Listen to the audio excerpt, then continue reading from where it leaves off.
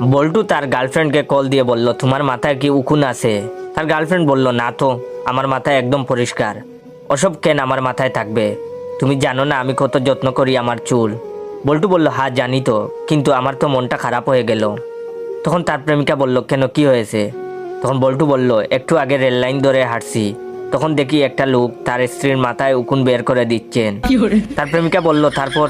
বল্টু বলল, আমার কাছে এতটা রোমান্টিক লাগলো, খুব ভালো লাগছে। আমি তাদের সঙ্গে কথা বললাম, তখন আরও ভালো লাগলো। তখন তার প্রেমিকা বলল, তাই নাকি?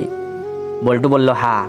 বল্টু বলল, তারপর মনে মনে ভাবলাম, আমার স্ত্রীর যদি মাথায় উকুন থাকতো তাহলে আমিও তো তার মাথা থেকে উকুন বের করতাম, দুজনেই হাসতে হাসতে গল্প করতাম। তখন তার প্রেমিকা বলল, সত্যি বলছো?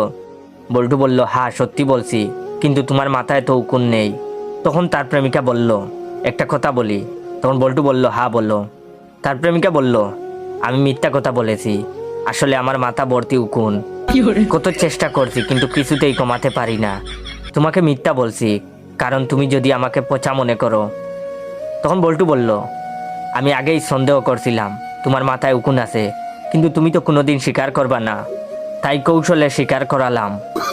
পরবর্তী দেখা হবার আগেই মাথার উকুন শেষ করবা, দরকার হলে মাথা নেড়া করে ফেলবা।